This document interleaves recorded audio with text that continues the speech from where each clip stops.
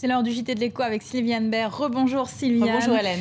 On commence d'abord avec cette info du groupe de sidérurgie ArcelorMittal qui a confirmé qu'il allait prolonger la fermeture des hauts fourneaux du site de Florange en Lorraine. Oui, en cause la demande mondiale qui est en acier qui n'est pas assez forte. Et puis, il y a une question de manque de compétitivité, le salaire français étant plus cher qu'ailleurs. Les fourneaux sont fermés depuis novembre et 500 des ouvriers sont au chômage technique. Karina Chapour. L'usine fume encore, mais pour combien de temps ? À l'arrêt depuis octobre dernier, les hauts fourneaux de Florange ne redémarreront pas au deuxième trimestre comme prévu. Une mise en veille provisoire pour le sidérurgiste en raison, selon lui, de la mauvaise conjoncture mondiale. Pas de quoi rassurer les salariés, tous redoutent que leur usine connaisse le même sort que leurs voisines de Gandrange. On s'attendait à une partie que les hauts fourneaux n'allaient pas redémarrer, mais là ça nous fait peur quand même. Ça faisait quand même quelques jours qu'on était un peu plus au courant. Mais on n'est pas surpris du tout. Malheureusement, on n'est pas surpris. Pas surpris, d'autant que tout indique que le leader mondial de la sidérurgie tente à concentrer son activité dans les pays émergents à forte croissance. Fin 2011, ArcelorMittal décidait la fermeture définitive de ses hauts fourneaux de Liège en Belgique et la fermeture de son aciérie de Madrid, avant d'annoncer le mois dernier des suppressions d'emplois en Pologne. À Florange, les syndicats craignent la mort à petit feu de leur usine. Ce sont les élections présidentielles qui font que Mittal calme le jeu. Mais une fois que les élections seront passées, il aura un boulevard devant lui. On sera laminé. Pour le ministre de l'Industrie, aucun risque. ArcelorMittal s'est engagé à ne pas délocaliser l'activité de son site de Florange. Mais les syndicats promettent des démonstrations de force dès la semaine prochaine. Une première assemblée générale est prévue ce jeudi. En France, EDF dépasse ses objectifs de production d'électricité.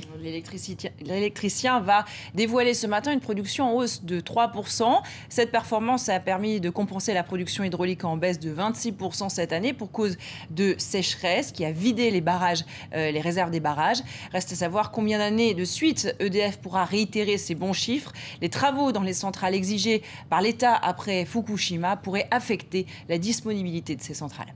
Et puis on parle ce matin des conséquences de la mise sous perspective négative de la dette souveraine française. L'agence Moody's a répercuté sur les institutions financières. Ces décisions annoncées 2 jours auparavant, 114 banques européennes ont été mises sous surveillance, dont 10 françaises.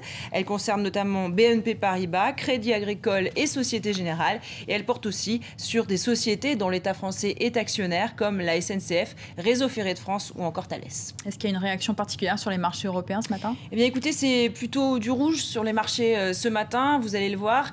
Voilà, donc du rouge. Société, il y a pas mal de marchés, enfin d'actions qu'il faudra suivre aujourd'hui, notamment Société Générale, dont le bénéfice net 2011 est en baisse de 39%, un petit peu plus de 2 milliards d'euros. Évidemment, c'est dû à des pertes sur la Grèce. Quant à Renault, eh bien, le bénéfice net 2011 est en baisse, lui, de 39%, un petit peu plus de 2 milliards d'euros.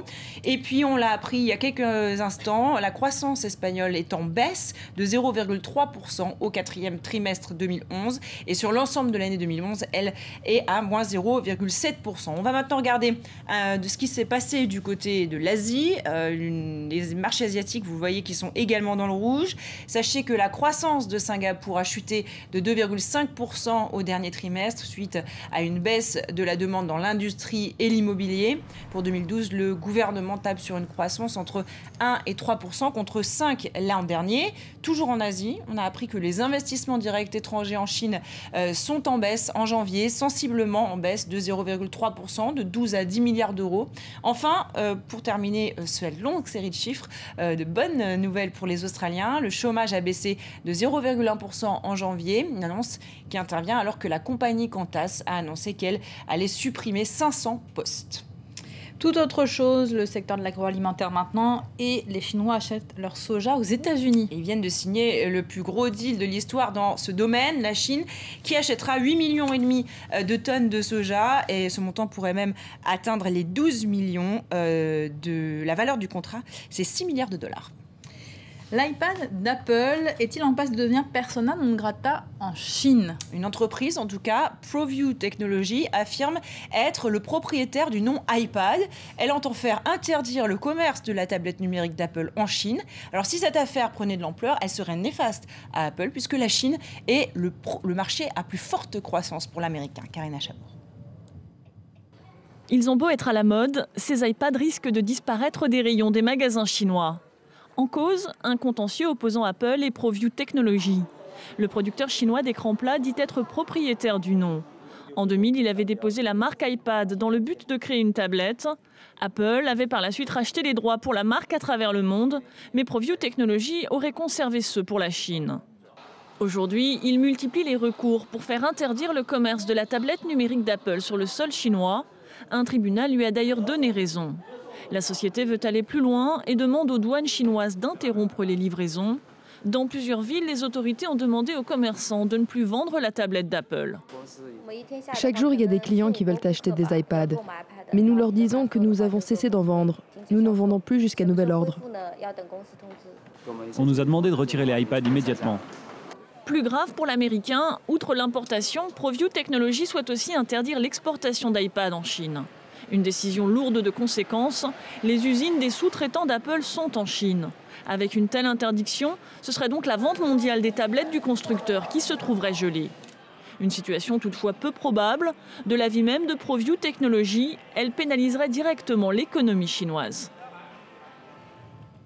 Puis on a appris hier que Zurich était devenue la ville la plus chère au monde. Selon l'Institut Economist Intelligence Unit, c'est la force du franc suisse qui a propulsé Zurich à la première place du classement. L'an dernier, elle occupait le 4e rang de ce classement. L'explication qui sous-tend ces changements, c'est que les monnaies suisses et japonaises se sont fortement appréciées ces dernières années, car les investisseurs affolés par la crise de la zone euro devaient bien investir leur argent quelque part à l'extérieur de la zone euro.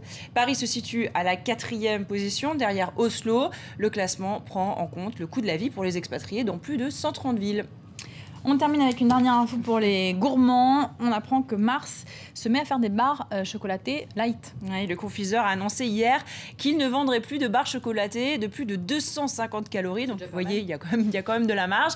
Dans le viseur, les sneakers King Size à 540 calories. Et oui, ça existe. La raison, le groupe met en avant sa nouvelle stratégie de communication, le snacking responsable. En même temps, les régulateurs lui mettent des bâtons dans les roues, car depuis 2007, eh bien, ces entreprises n'ont plus le droit de faire de la publicité entre les programmes jeunesse. Mars qui a aussi annoncé qu'il allait réduire de 25% la quantité de sel dans ses produits d'ici 2015. Alors à quand les M&M's Light? Ce serait pas mal pour la ligne. Merci beaucoup Sylviane, c'était le JT de l'Écho. Restez avec nous dans un instant, un nouveau bulletin vous est présenté par Elisabeth Alain.